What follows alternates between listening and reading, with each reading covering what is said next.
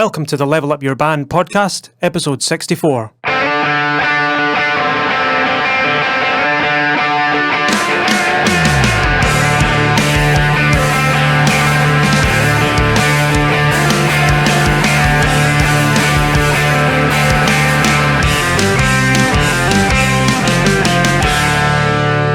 Hello, and welcome back to the Level Up Your Band podcast. My name is Gavin Patterson. I'm here with Julian Pombo. How's it going? Hi. Yeah, not bad. How are you? Good. Yeah, not bad. How's your week been? It's been okay. My PS4 is no more. It's no more. My PS4 is no more. But it's okay because I upgraded to a PS2. Is that an upgrade? It depends on, and it depends on how you frame it. Did you get know? two It depends PS2s to make it four? Two PS2s make a 4. That's right. Well, do you know what is an upgrade?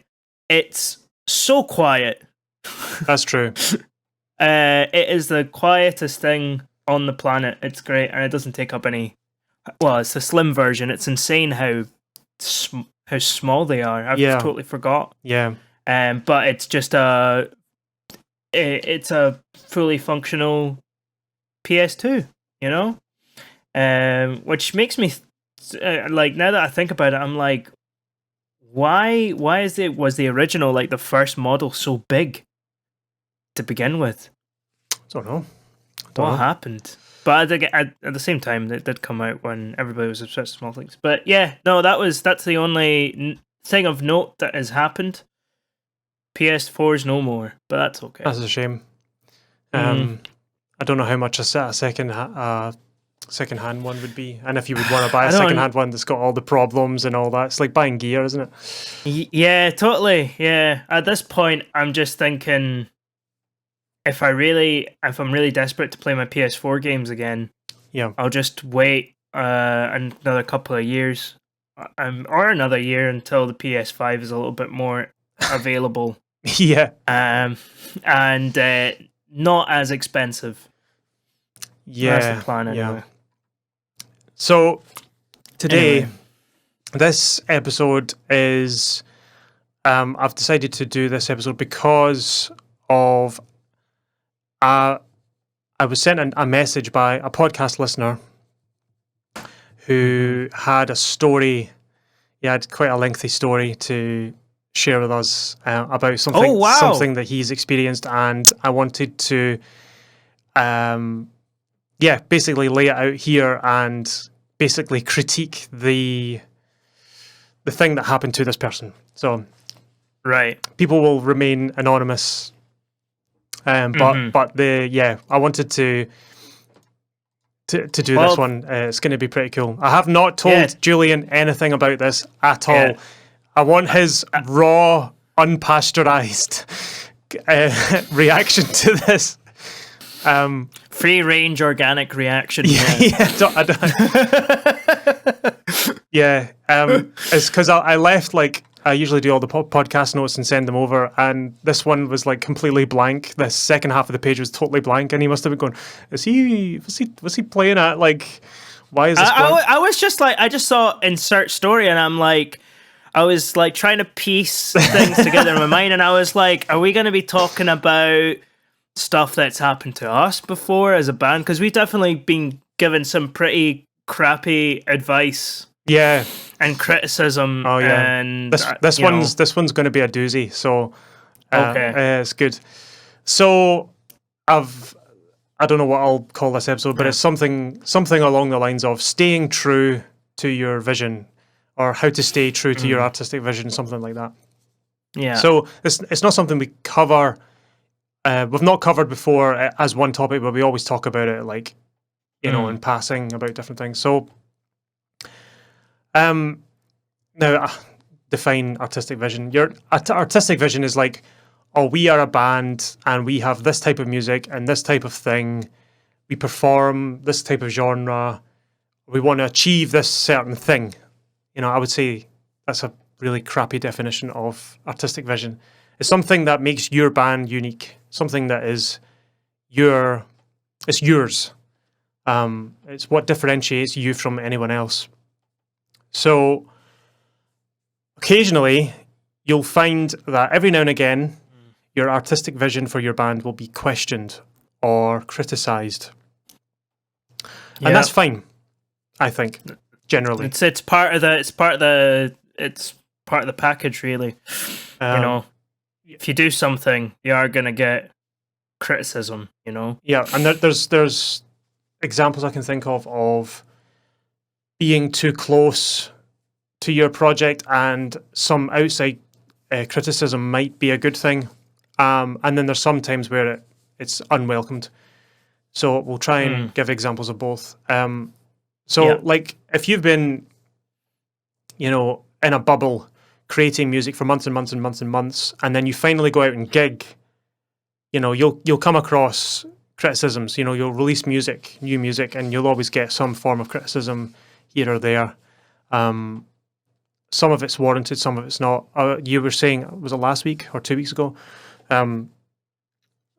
Agustina, your sister, has been getting some negative comments on her YouTube channel.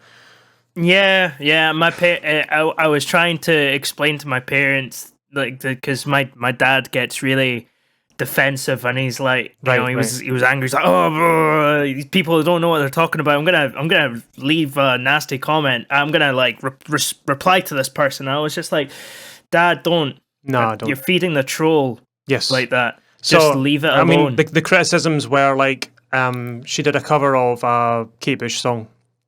Yeah, and it seems to be receiving a lot of YouTube, attention. YouTube is like pushing it 100%. Yeah. It's like, oh, this video, because it's got so much engagement on it already. It's got like 150 comments, which is quite a lot for a wee YouTube channel. But she's been getting things like basically comments. Most of them are like, oh, this is really good cover, good take, love it, keep it up. But there's been like half a dozen coming out and be like, nobody should ever cover Kate Bush. Kate Bush is one person you should never cover. This was terrible. Yeah, totally. The spectrum goes from like nice cover, and sometimes you get those people that are like, yeah, nice cover. I guess nobody is ever gonna do it like Kate Bush, obviously, because it's a cover. But it's a good attempt or whatever.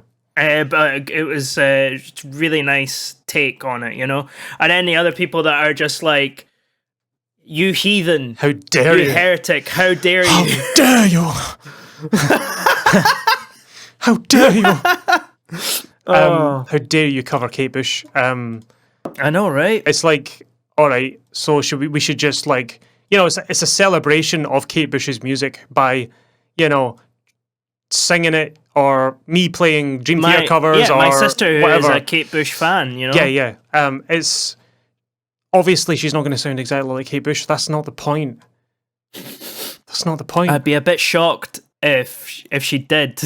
Why though? But then again, all the comments would be like, "Oh, you're just lip syncing." We don't need, we don't need another Kate Bush. We've already got one.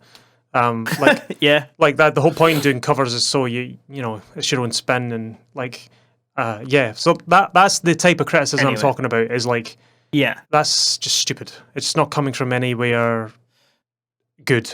Yeah. So, but good criticism is something that it should be welcomed.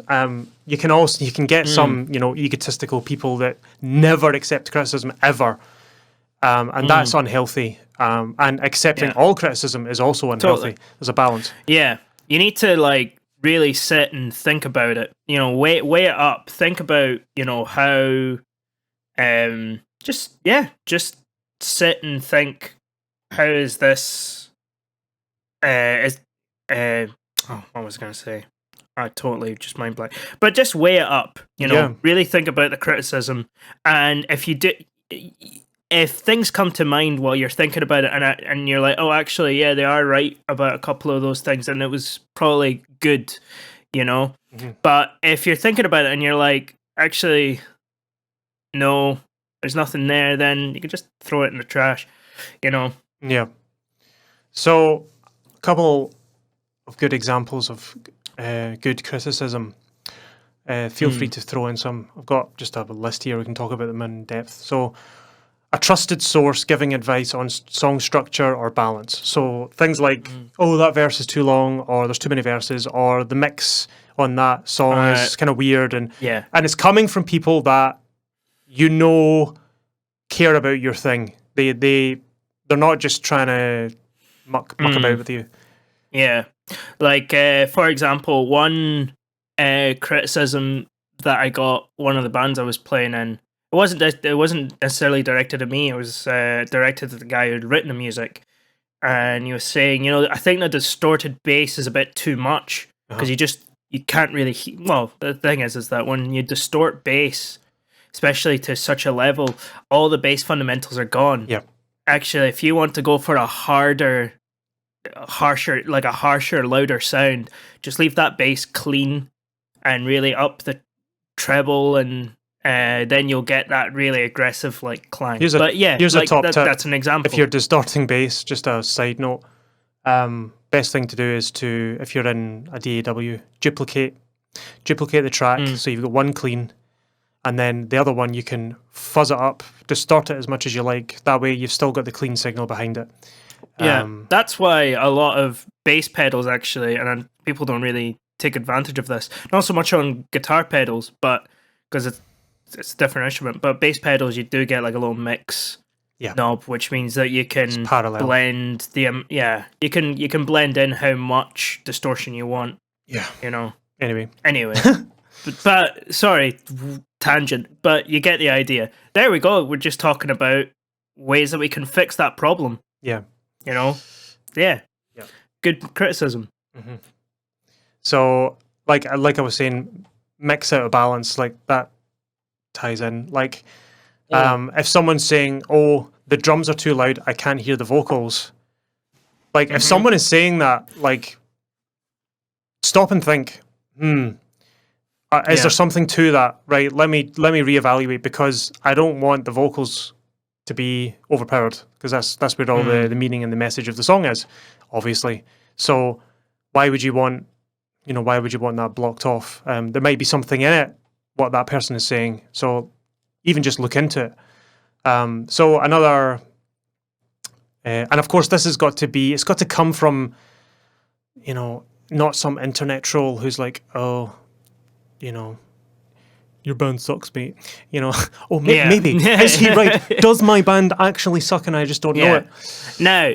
Yeah. So, if you can kind of tell, if somebody says your band aesthetic sucks, not useful. If somebody goes, the band doesn't look unified. It's not giving me a clear image of like what you guys do. Yeah. Right? Do you know what I mean? That's not coming across, Yeah. Then okay, cool. Yeah, that's a helpful criticism. Yeah. Are we going to talk about some bad criticisms? I wrote a couple. Oh, we will. I'm going to stay on the good criticisms just now. So, great. We're going to stay on it, right? Okay, because cool. You get it in different things. So we've talked about like a recording. Yeah. So that's fine. Yeah, you were saying band aesthetic. So like, for example, going to a gig and seeing like the band coming up on stage and they all kind of look different. There's no sort of uniform. Now, like, oh, I'm anti-uniform and anti-blah, blah, blah. Well, you have to have some sort of uniform. There's something has to unify you all together. And it can't be just like, oh, we're smart casual. That's so fake. Like, just be smart casual. Like, what does that mean to anything? It's so vague. Pick a thing. We've said in the past, like all black or all blue, or we all wear neutral colours, but with a fleck of something, like some accent. Or the rest of the band. Whereas if you've got like a singer that you want to be the main focus, we're just going to wear some muted colours and we're going to have our singer really stand out. Another example there. Yeah. Just leather, things like that. Makeup. Yeah. Hairdos, hair dye. I mean, yeah. There's a million different things. But if someone's coming, I'm going. It's not really unified. It's kind of all over the shop. I'm not really getting a message off of this. maybe think about it. I mean, it might not be important to you, but it's worth thinking about. Band stage presence as well. Oh, you guys look bored. Yeah. You know, I'm bored watching you. Like, your singer doesn't move around. Your guitarist looks like he's just sitting in his house jamming. Yeah. Things like that. Nobody looks engaged, you know. And, of course, live sound. Yeah. But back to the stage presence thing, you know, like how you're presenting. So, like how you're speaking to the audience as well. Oh yeah, you know, that can be a big mumbling and all this big thing. Mumbling is so bad. You never want to do that. You know, jokes fall flat. You know, no. It's always the worst.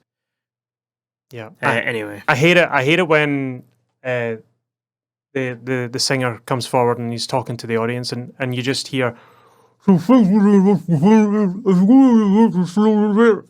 we're like, can't hear what he's saying, and he's probably saying something really important that is, you know, he's probably talked about it beforehand, what he's going to say, and then nobody can understand what they're saying, and he probably doesn't realize that no one can understand what they're saying either. It's got to be clear, and a lot of people will think it and will never tell you. You'll get that one brazen person who'll just come up and go, by the way, I couldn't understand a word you were saying. You need to enunciate, pronounce your words properly, roll those R's. No, stop saying guys as well. Hey guys, so guys, okay guys, no problem guys. You know the another tropes. one is like filler words. So like the occasional is fine, but when it's like hi, we are I mean I'm having to really think really hard about adding the ums, which is why it's sounding like that. But yeah, the occasional filler word is fine. Like we criticisms like that is worth looking at, is what we're trying to say. And live sound I put there as well, just because. Yeah. Oh, by the way, I couldn't hear the guitars at all, or your drummer's just totally all over the vocals, can't hear anything. That's something the band will want to know, because from their perspective, they don't know what it sounds like. Yeah. That always helps. It depends on the content of what the person is saying. You know, the criticism itself. That you can also you can tell a lot about what a person is criticizing. You go, okay, maybe there's some validity here. Let me look into it. So, some examples of bad criticism. So we'll go through the ones that you put because you thought I didn't have anything. So we'll go through them first and we'll see. Well, it was just all I saw was insert story, and I was like, huh? So I just added a couple that I thought. I mean, we kind of that's fine. Referenced them when we were talking about examples of good criticism. Go for it. But anything that is just vague and like just anything vague, just like something could be better, and then you ask for clarification, and then they say something along the lines of like, I don't know, I just think it could be better. You know, so somebody says the band aesthetic doesn't look quite right? Uh-huh. And you're like, oh, what about it? Like, can you give me some specifics, right? In a friendly manner. I always ask this in a friendly manner. Just like, oh, yeah, what specifically? Like, don't be just like, oh, like, what could we change? Uh-huh. Like, give me an example. And they're like, oh, well, I don't know. I think, you know, there's just some things to change. It's that's absolutely worthless. You know, then at that point, I guess they're just, I don't know, just they thought they saw something and they didn't. Maybe they have an intuition that something is off, but they don't know what it is. It's an indication of maybe something is wrong and you need to address it, but you don't know what it is. So it's half useful and half useless. Anything that, so I wrote here, ad hominem attacks on yourself, the band, or a band member. It's so somebody comes up to you and is just like, oh, your guitarist looks like a total roaster, or your guitarist is a and like, okay, yes, but he plays guitar good, so we like him. Aye. We keep him. No, I'm joking. I don't like how that person looks. I don't he like. Looks weird. Julian, I don't like that you have a mustache and a soul patch. Okay, that's right. You know what I mean? It's just like, who cares? Is that really taking away from the music?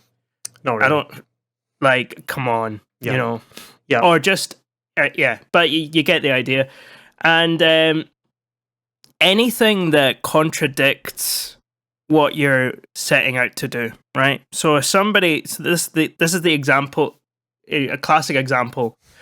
Your granny listens to your band. I don't know why you'd let your granny listen to your band, but your granny listens to your band. It's like, oh yes, it's a bit loud, isn't it? And I'm like, yeah, maybe it could not be so loud and screamy. And then you're like, well, Nan, it's a black metal band. I don't know what to tell you.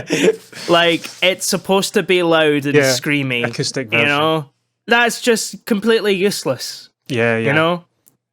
Those were the sort of examples that I thought of. I've got one that kind of happens to us on a regular basis, but it's not really a criticism. It's I don't know what you would call this, but Eriska is a folk rock, alternative, experimental, proggy, jazzy, weird band, right? We're a mix. But we play original tunes. We play arranged instrumental music in the style of sort of Scottish-esque stuff. And we get emails, lots of emails, asking us to do Céilís. Now, a Céilí, for those of you who aren't Celts, a Céilí is a Scottish country dance evening thing. So it's a band that plays traditional Scottish tunes and then people typically dance to them.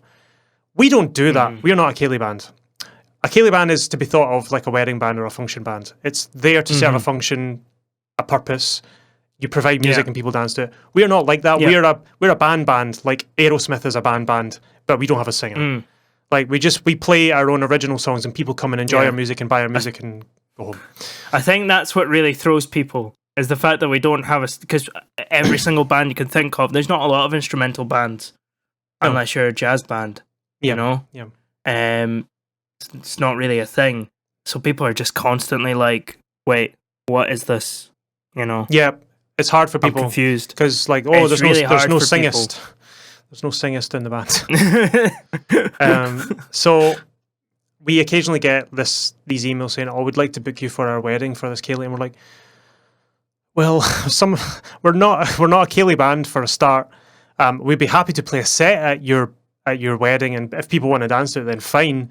But we're not a Céilí band. If you want a Céilí band, some of the band members play in Céilí bands that you could hire them.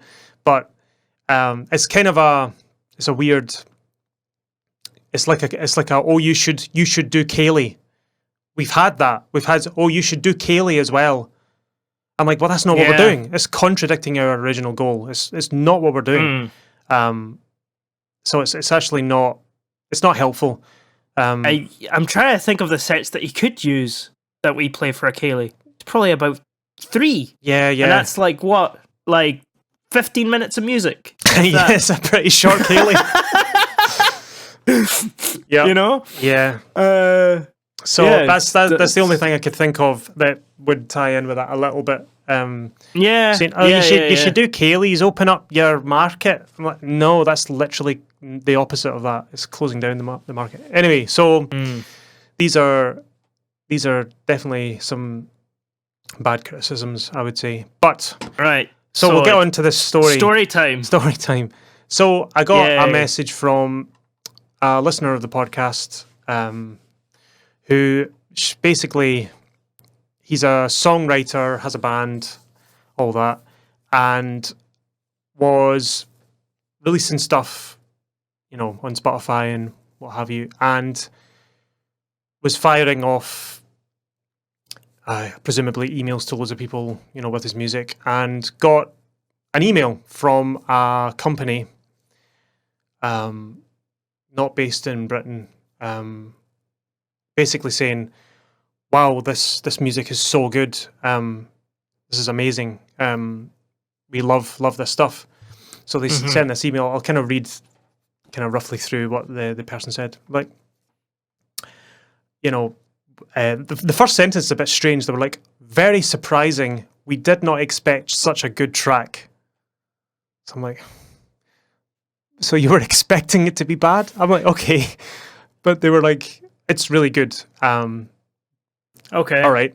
So the next line's like, we have a database with 3,000 emails of active producers, and we sent a mail about the compilation, and we got 10 to 20 demos per day. So they're well connected. We approach producers individually, and we think we might have a future.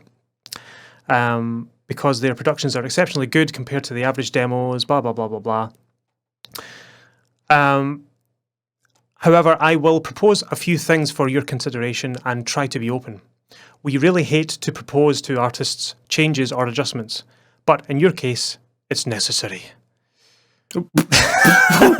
Whoa! Okay, that was just like, that started off nice and like gentle, and then I was just like, whoopah! Just like that was a So wow. Don't be offended, be open-minded, and consider making those changes. As we have 20 years experience in the business, don't you know? We listen to demos literally every day. The changes that we will suggest, try them out, even if you don't think they are good ideas. Okay, so here we go. And it's literally just why would you try out an idea changes. That's not a good idea? So I'm assuming there was a track sent to this company, to consider their music for something that this company does. I'm assuming something like that. Right. So we've got timestamps here. I've got loads of timestamps. Basically, 2 minutes 4 to 2 minutes 19. Take the lead out here. They make you tired. Track needs to relax, introduce double drum set sound, cut out lead melody, which gives you more power to the next melody, which is now powerless because there are countless melodies in a row that make you tired. Number 2, foreground fast melody. There's another foreground fast melody in the background, and a background melody in the live speaker, and with less notes. I would certainly reduce the notes of the foreground fast melody, blah, blah, blah, blah, blah, blah, blah. And it goes on, and it's a whole page of this, right? How many timestamps are there? There's 1, 2, 3, 4, 5, 6, 7... And how long is this track? 9, it's like 4 or 5 minutes, maybe. 4 minutes. Whoa! Just that's a lot, man. Yeah, it goes on and on and on. Add a proper end to the track. Don't just fade out. Why not? Why not? Yeah. You can fade out if you want, man. Yeah. I've had a listen. I mean, at the end of the day, I need to listen to this track. I've had a listen to the music. I'll send you the music. I don't know what the track is, unfortunately, but maybe the guy who sent me this can tell me what song this was. But I had a listen to the stuff yesterday. It's actually really good. All right. You'd like it. Okay. I think it's your jam. So basically, just a page of stuff. Right. We love your music. It's really, really great. Except change everything. And at the end, I love this. Don't be offended. Try those changes and resend. Trust us. Just trust us. Thanks a lot. Right. So. Let's get to the reply. Okay, so, I appreciate you taking the time to provide feedback. I will unfortunately have to decline making any changes to the song that aren't my own. I hope you know that I'm not being stubborn or awkward. Okay. Blah blah blah blah blah. I did in fact go back in. I went back into the track to try out the proposed changes, but I feel it takes away from the original signature sound, that a lot of my tracks have in terms of melody and texture. And, he knows his stuff. He knows his music. He knows his song. He knows what he likes. But the fact he showed like strength there, well, he was like, right, I'll look into it. I'll see like, are these changes going to make an impact? And then went, you know what? No, this is not what I'm wanting to do. I made this production or these choices because I know my song. So at least he didn't go, no, not doing it. I'm not changing anything. He's actually went back and considered, right, okay, maybe is there something in this? And yeah, no. I appreciate that you have an abundance of experience in the industry and feel these changes may improve my song, but I will have to politely and respectfully disagree on this occasion. I would be more than happy to, blah, blah, blah, blah, blah, do something in the future. Yeah. If you do not wish to use the song, please let me know so I can plan my own release. So it was I'm assuming releasing through this place. Yeah. Maybe a label or something. I'm not quite sure. Okay, so then we got another reply. Okay. This is the good one. Is this where the poo hits the fan? A little bit. So, as I said, those adjustments were only for your consideration.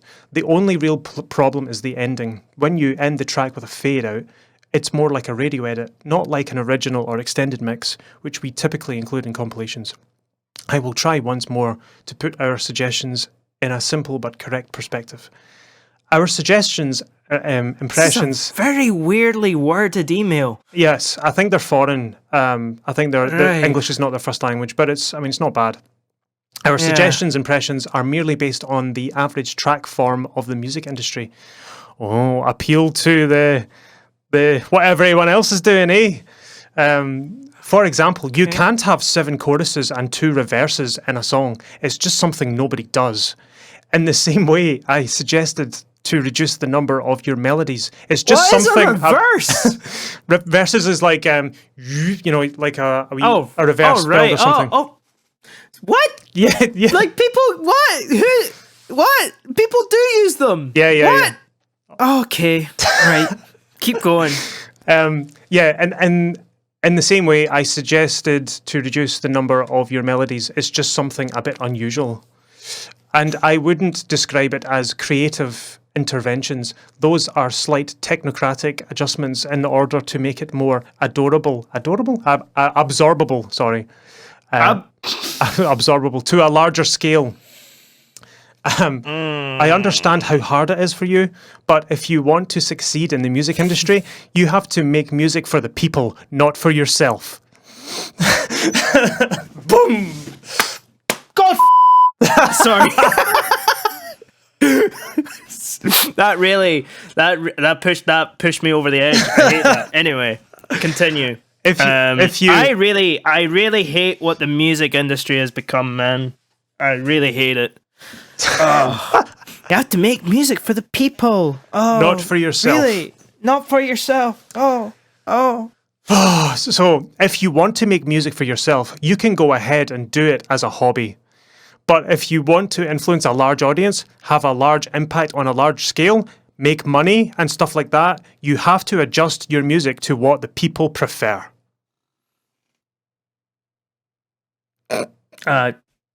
I'm lost for words, man. And in our case, we just represent the people here because we liked your track.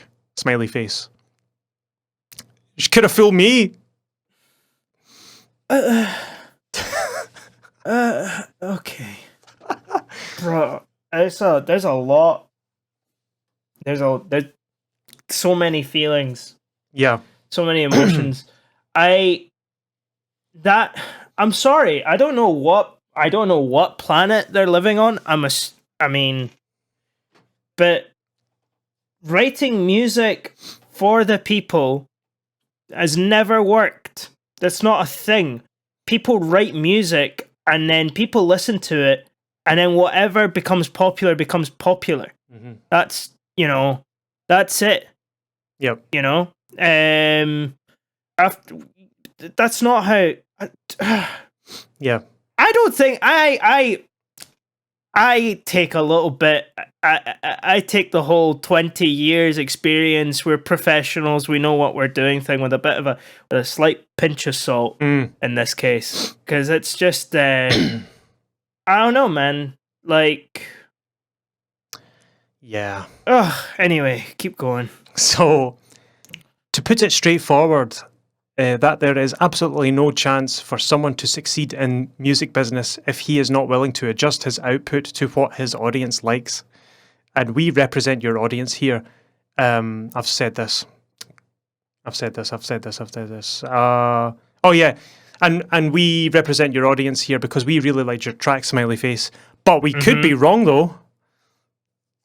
Okay. This is so. It's so bizarre. It's like it's I like don't a parody. know how to feel. Yeah, it's like it's not real. Yeah. It's like they listened to the podcast and went, "Ha, we should do an email to this guy and do the exact opposite of what this podcast says all the time."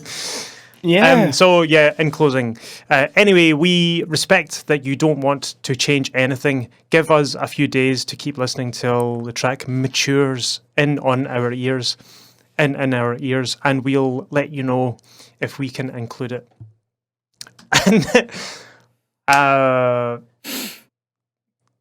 And the person sent a message back saying, "Thank you for your response. I think given your vision for how you would want the tracks for your compilation to sound, can I please have my track removed from consideration for the compilation?" Basically, sod off. Just sod off. So yeah, that was ups and downs, wasn't it? Oh God, I'm so sorry that you had to have that interaction, listener, whoever you are. Yeah. But, it's mad. Oh boy. So what? So we'll break it down. So yeah, you send out a song, right? To be included in part of their releases, maybe a Spotify playlist or something. I'm assuming that's what this person was wanting out of it. You know, some better, I don't know, exposure or promotion or something. So yeah, you're going to get criticisms if you fire off a song to someone. Yeah, you're going to get some stuff. Maybe, oh, the song length's a bit long for us. Can you maybe trim off? That's a typical one. Like, oh, maybe 7 minutes is a bit too lengthy. Maybe cut it down. Or oh, I'm not hearing the main melodies too cluttered in a mix. Can you maybe bring that up a bit? Yeah. Valid. Or it could even be like, I don't think this is the right sound for this playlist, or this, or for us, or as a label, like whatever. Okay. Yep. That's fine. So they were like, cool, good track, and then went on to completely demolish the whole thing. Whilst while they were demolishing it, saying, "We have 20 years experience, we know, trust us." I thought that was so creepy. Like, don't be offended. Try those changes and resend, full stop. Trust us, full stop. It's so weird. It's so like, ugh, like culty or something about it. That's totally. I'm 100% with you. There's something not quite right about that. Like they're not telling them to change things that would make a massive impact in the, I don't know, something that's like, if you change this, it would be a number one hit. Like the things they're asking to change are so like just pointless and arbitrary. Like like softer piano, or I would reduce the notes of there's a melody. I've listened to this stuff. So there's the way the songs are arranged. I've listened to some of them. You'll have like a main melody because it's instrumental, and then you'll have some really, really fast synth things going on, like really, really cool, like really cool synth lines and stuff. and I think they were like, oh, less notes or slower or something, just so that the main melody can be more like. I'm like, but that's not what that's not what he's doing. Like, he's got a thing. It's a really cool feature, I thought. Yeah, it's like a texture, really. I take it it's like a sort of like an arpeggiated. It's very yeah. It's very like that kind of idea. It's just like kind of adding texture and and he does panning with it. He does like panning left and right and stuff with these things as well to create space, I assume. Well, at that point when they're saying like, oh, this melody has too many notes, they clearly don't know what they're talking about. Yeah, it's not melody. Really. If I'm listening to it, I'm not gonna go, huh, that's a really complex melody with lots of notes. Like, no one's gonna sing along. Yeah, exactly. I'm just gonna listen to it and go, oh, that's a texture. Yeah. Do you know what I mean? Aye. But so strange. Yeah. So, yeah. And then there was a couple ones in here, like the first lead melody at this time is very nice. Repeat it in the end of the track and close the track with this melody. Now that's something that I would say, oh, okay, maybe that's an idea. That's maybe an idea. I'll maybe try that. But maybe, I don't know, maybe the person writing this is like, no, but because at the end of the track, there's a totally different thing going on, and I've moved on from that melody, and it's meant to. I don't know. There might be a thought process behind it, but yeah. But it's not. That's probably the least dumb one I've read. Like, most of them are just. There is too much panning. Stop panning. Like. Yeah. What? Yeah. There was a pan. There was a pan thing up the top. Like. Yeah. They Here we have another foreground fast melody and a background melody in the left speaker with less notes. I would certainly reduce the notes of the foreground fast melody and let the left melody be heard. I'm like, yeah, he's panning like these two fast melodies to create texture and depth. Yeah. I'm assuming. I'm always like so skeptical of anybody who says something along. Have you ever watched Amadeus? Yes, I have. Yeah, the too many notes bit. Yes. You need to change this song. Yeah. It's got too many notes. It's just, it's such an arbitrary, stupid thing to say. What even is too many notes? Yeah. Do you know what I mean? Like, it's such a... It's like telling John Petrucci to stop shredding or something. Yeah, it's just like, what? I'm just so confused. Too many notes. Too many notes. I hate that. I absolutely that. There you go. There's some absolutely. Oh yeah, see your guitar solo. You did there. Too many notes. Yeah.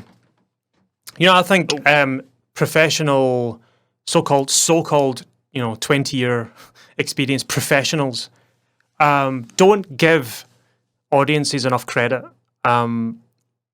People aren't as dumb as you think they are, but these people in these positions, they become so high and mighty with all their experience and their degrees and all their so-called expertise, and they think that people just want dumbed down garbage, and it's been delivered like this kind of dumbed down small soundbite garbage has been delivered to us for the last 60 years on television, and now that television is dead, podcasts are in now. Like, people are making like 3-hour long podcasts, and millions and millions of people are watching it and listening to it because it's not it's not the little sound bites that people really want. They want long form conversations where ideas can develop, and they're not just pundits just screaming at each other. And and it's the same with music. Like, mainstream simple dimple manufactured garbage music is never it's never been good ever.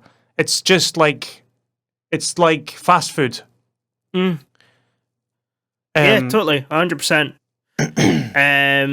What I was gonna add there is that it almost feels like there's almost like a lack of, there's no like pioneering spirit anymore. Yeah. Do you know what I mean? Yeah. Like, if we compare it to, I mean, if you really think about some of the wild stuff that was coming out around the 60s when everybody was really high. for lack of a better word. But like, if you're thinking about the music that was coming out around the 60s and the 70s to a degree, it was amazing.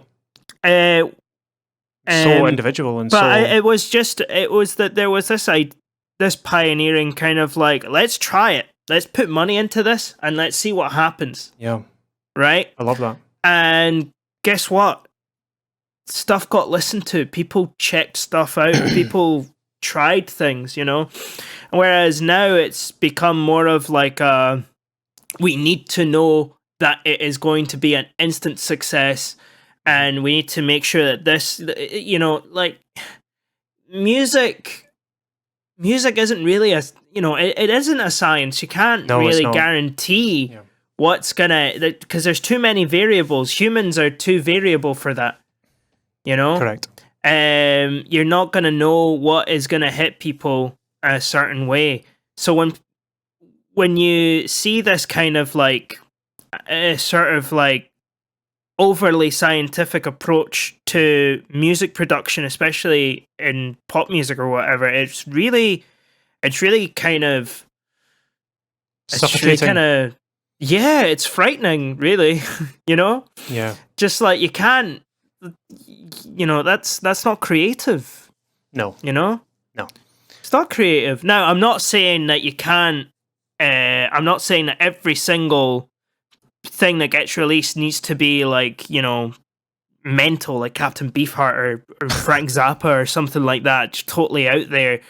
A lot of it can be quite hard to sort of listen to and understand, or like Dream Theater. Like some of their stuff is a little bit more out there, or Rush or whatever. But just a little bit of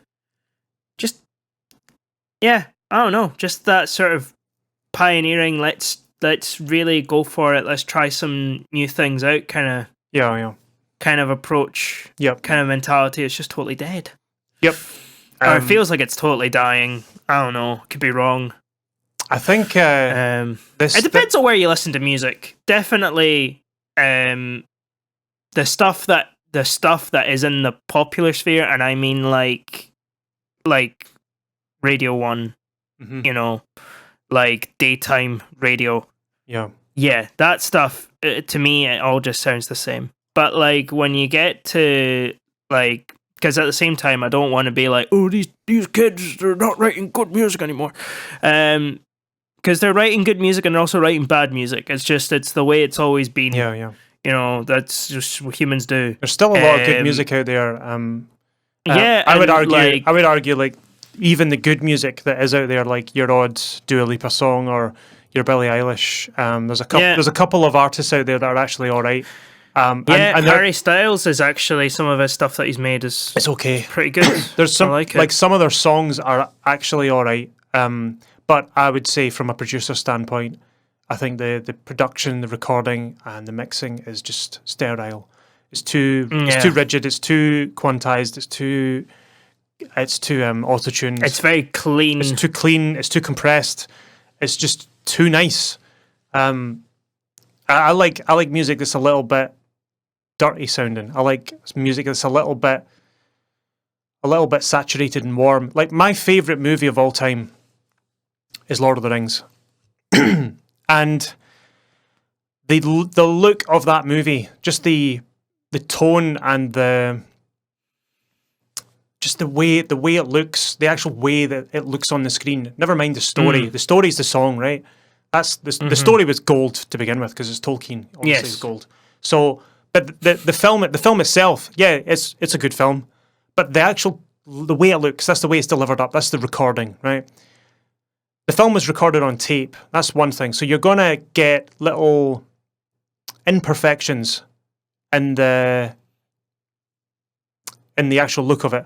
Plus, all of the backgrounds that you see were either real places in New Zealand photographed or actual paintings done by artists that were superimposed digitally in the background and then CGI stuff put on top of the paintings. So they were real. Gosh, I didn't know that part. I knew that it was all filmed in New Zealand, but I didn't know about the painting. That's incredible. All the backgrounds honestly, were all painted by hand. I honestly, I couldn't. So they would do like 3 layers. They would have like paintings in the background on blue screen, with some CGI effects giving it some sort of movement, because obviously paintings don't move. So you can it's easy to make something real do something. It's hard to make something from scratch do something. And then and the next layer would be a miniature. So they would take a camera through a miniature, and it's an actual miniature model set that they would take a camera through. Which is what they then they would have the set. Which is what they did with Star Wars. They would have the set with the person, walking around in a set, the actor, with the painted set all around, and then they would combine the 3 layers together, and it would create this layer of realism. And they're all based on real things and actual human paintings and things, all filmed on tape, beautifully edited. Contrast that with The Hobbit, where the majority of it's all green screen and computer generated effects. Don't even. It's all digital. Like every time The Hobbit gets mentioned, I want to die inside a little bit, because it's out of all of Tolkien's work, it's my favorite. Well, I have a really I remember going. I have a real attachment to it, but seeing it in the cinema, it was just like it didn't feel.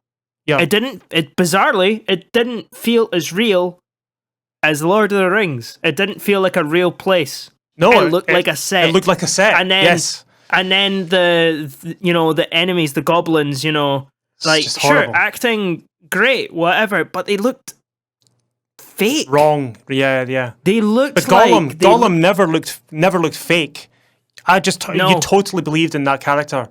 I don't know why, but it's because maybe it's the acting, I don't know, but it felt more authentic. It was more human, the whole sort of thing. It's laziness as well. Let's do it all on the computer because it's cheaper and it's easier. And it's more expensive to hire. I made a couple of mistakes on that bridge, a couple of notes. Will I record it again? No, it's okay. I'll just tune it. No, off. No, do it again. Do it again. Get it right. Or leave it. Yeah. Yeah. Anyway. That was a very spirited rant that went from one place to another.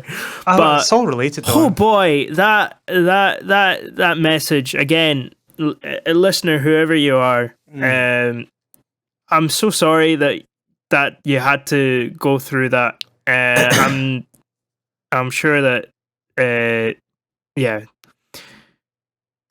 was a good decision to just be like, not interested in putting my music, having my music go through you guys. That was a good decision. Definitely tap out of that. Yeah, it just worries me that it doesn't really worry me, but there are big gatekeepers.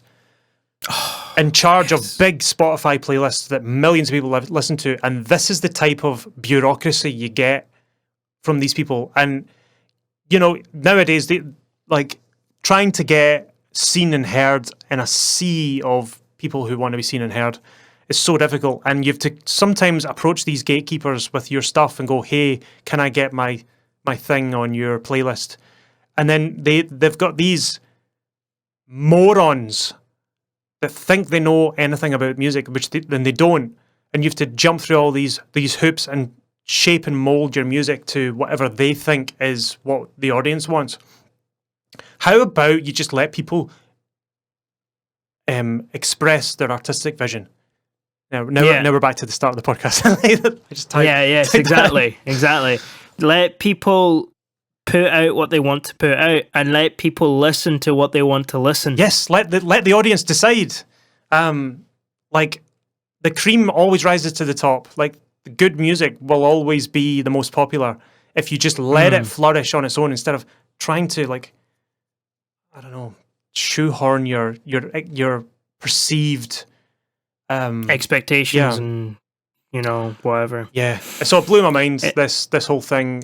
It's quite funny, like, I was speaking to the guy a little bit. He says he was sending it to every single musician friend he knows. Like, just, here, look at this absolute roaster. Oh my goodness. So, yeah, good fun times. I'll fill you in on all the details after the podcast has ended. Post podcast, yeah. Yeah, so, wow. I thought that was worth doing a whole episode on, just the whole artistic vision thing. Yeah, so there you go. That email is basically like, it kind of touched more or less on all the kinds of bad criticisms we kind of talked about. Pretty much, yeah. I don't know that there wasn't really much of any ad hominem. Well, there was a little bit. It's just kind of like... They were pushing instead an argument from authority, which you should always... Yes. Oh, that's an argument from authority is definitely... Just because you have 20 years experience does not mean you know anything. Yes. You should always be willing to learn, or always be willing to, like, say, hey, I've done this for a long time. I know some things, but, I can always be wrong. I mean, I've been recording for a long, long time now. Like, I don't know, it's getting 2012 I started, so it's almost, bloody hell, is that genuinely nearly 10 years? Oh God. I've been doing this, right? And even to this day, like, I'll have a band in and I'll encounter something I've never seen before, and yet it's still guitar, bass, drums, and vocals, and it's the same old. But there's always some new situation. I'm like, I never thought about that before, or try this approach, and always learning. Like, it's great. And it's the same if you're a session player or something.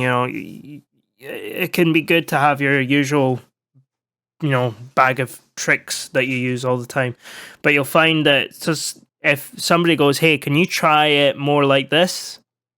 Try it. You never know. It might you'll learn something. Don't do the whole thing. It's like, listen here, mate. I've been playing guitar for like 3 months. I know what I'm talking about. I'm a big deal, don't you know?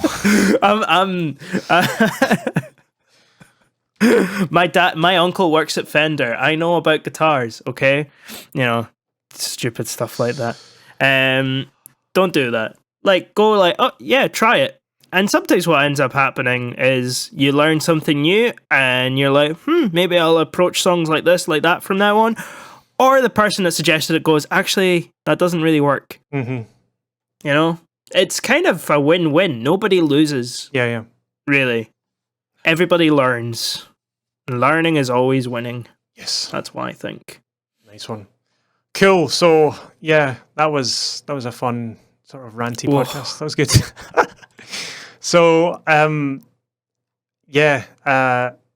me know. There'll be some good stills for your thing. Yeah, for the thumbnail. Let us know what you thought of that. We want to know what you think about our opinions on. Do you think that we should appeal to our audience and just do exactly what we think the audience should want, or should we just do what we want? I don't know.